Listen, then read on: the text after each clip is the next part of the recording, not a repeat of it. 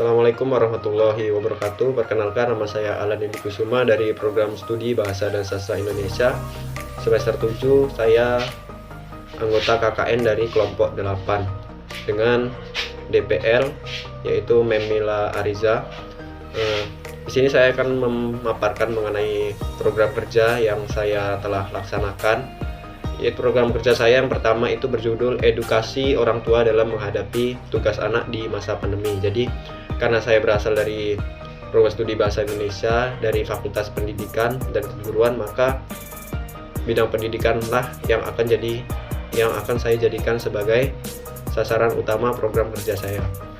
Di sini langkah yang pertama saya lakukan tentu saja melakukan observasi di Kumpul Mulyo, Perjaya Barat, Kecamatan Martapura, Kabupaten Okti. Jadi setelah saya melakukan observasi di Desa Kumpul Mulyo, didapatilah di situ ada 4 sekolah yang lokasinya cukup berdekatan. Yang pertama ada MI Nurul Iman, ada Saifidiyah Nurul Iman Kumpul Mulyo, kemudian ada SDN Negeri 1 Kumpul Mulyo, kemudian ada Madrasah Aliyah, dan juga RA Miftahul Huda yang ada di Desa Kumpul Mulyo.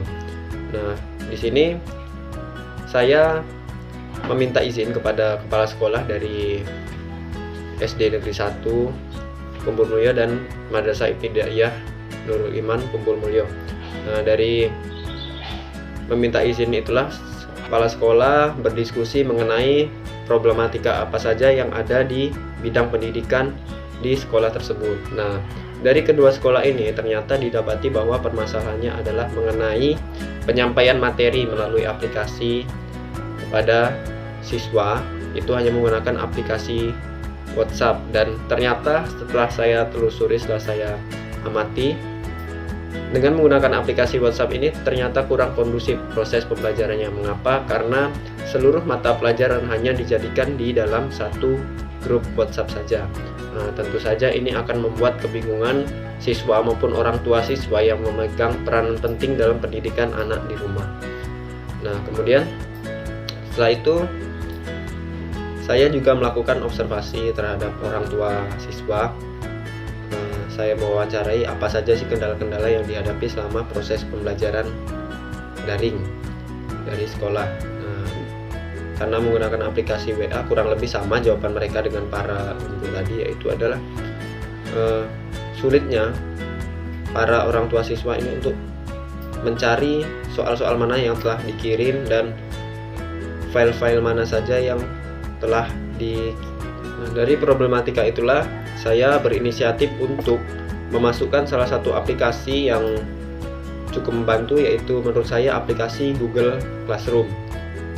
Saya jelaskan mengapa saya mengambil aplikasi Google Classroom, karena aplikasi ini telah menyediakan ruang kelas beserta forum dan tugas kelas yang tersusun secara rapi di dalam sebuah aplikasi tanpa menghabiskan RAM atau biasanya jika menggunakan aplikasi WhatsApp maka file-file yang terkirim itu akan terunduh di galeri dan itu menghabiskan RAM. Nah, itu yang dikeluhkan oleh para orang tua seperti itu. Di minggu berikutnya saya kembali menemui beberapa guru yang ada di sekolah SDN Negeri 1 Kumpul Mulyo dan di Madrasah Ibtidaiyah Nurul Iman Kumpul Mulyo. Saya menyampaikan niat saya untuk mengadakan penyuluhan mengenai penggunaan aplikasi Google Classroom sebagai penguatan pembelajaran daring. Nah, dan alhamdulillah mereka menerima dengan baik usulan itu. Jadi kami mengatur waktu untuk mengadakan penyuluhan. Nah, itu penyuluhan sudah kami persiapkan untuk diadakan di balai desa, tentu dengan seizin kepala desa untuk menggunakan kantor desa sebagai tempat penyuluhan. Mengapa di kantor kepala desa? Karena di Desa Kumpul Mulyo itu kantor kepala desa adalah sebagai pusat kegiatan masyarakat dan tentu saja untuk pendidikan diperbolehkan. Nah, di situ saya mempersiapkan medianya, yaitu dengan menggunakan proyektor, laptop, dan peminjaman kursi dari kantor desa.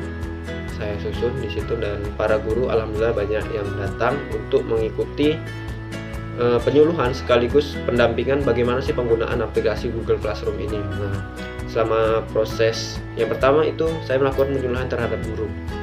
Nah, di situ saya memberikan materi terutama mengenai definisinya, fitur-fiturnya dan keunggulannya apa saja sehingga aplikasi Google Classroom ini layak digunakan di pembelajaran sekolah di tingkat SD dan MI.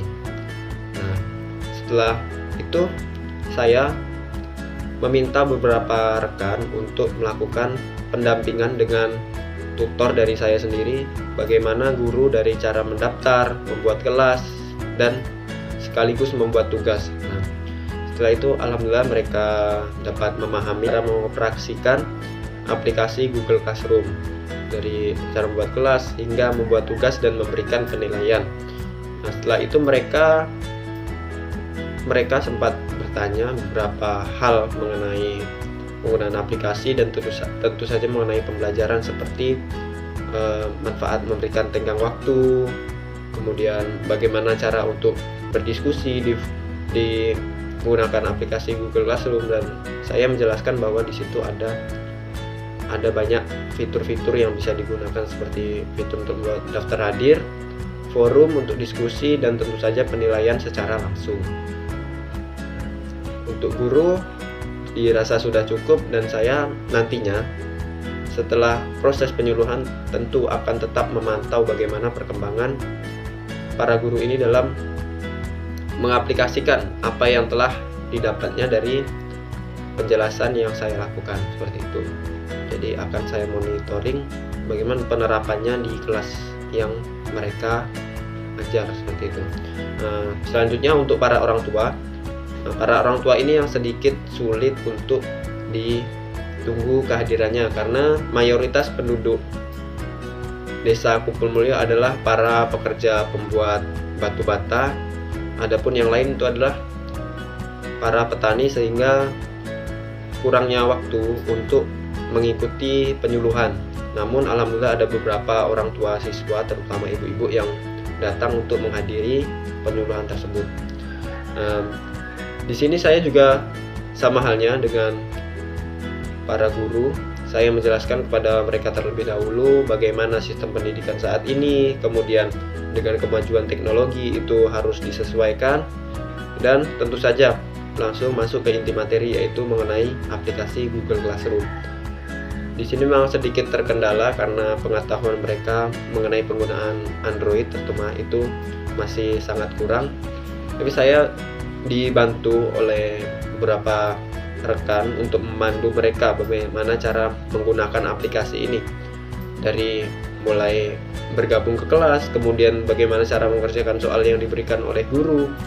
Nah, kemudian bagaimana cara untuk melihat nilai dari tugas-tugas yang sudah mereka kerjakan.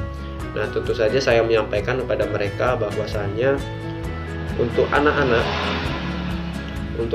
mereka bukan hanya sekedar diberikan smartphone untuk menonton video, menonton YouTube atau bermain game seperti itu di handphonenya, tapi juga saya lebih mengarahkan untuk penggunaan maksimal untuk pendidikan dengan menggunakan menyampaikan atau memberitahu referensi-referensi media pembelajaran lain yang bisa digunakan untuk pendukung pembelajaran seperti Google Scholar, Wikipedia, dan lain-lain yang tentu saja mendukung untuk para siswa ini menjawab soal atau mendiskusikan materi dari guru seperti itu. Nah, acara berjalan dengan sangat kondusif, ada beberapa tanya jawab antara orang tua siswa dengan materi yaitu saya, dan ada juga tanggapan dari seorang rekan yang berprofesi sebagai guru. Di situ dia menyampaikan bagaimana sih penggunaan aplikasi Google Classroom terutama untuk masa tenggangnya itu kadang guru berikan terlalu cepat di grup WhatsApp, dan itulah kelebihannya aplikasi Google Classroom, masa tenggangnya itu sangat pasti terlihat seperti itu. Jadi tidak ada lagi istilahnya siswa mencontek jawaban teman yang terlebih dahulu dikirimkan melalui aplikasi WhatsApp group. Nah, jadi mungkin untuk kedepannya akan terus saya monitoring bagaimana perkembangannya baik dari para guru, para orang tua maupun siswa dalam menggunakan aplikasi Google Classroom ini di dalam media pembelajaran, yaitu sebagai pelaksanaan program kerja saya, yaitu edukasi orang tua mengenai sebagai pelaksanaan program kerja saya, yaitu edukasi terhadap orang tua dalam menghadapi tugas anak di masa pandemi COVID-19. Mungkin itu saja yang dapat saya sampaikan mengenai program kerja saya. Kurang dan lebihnya saya mohon maaf. Saya akhiri. Wassalamualaikum warahmatullahi wabarakatuh.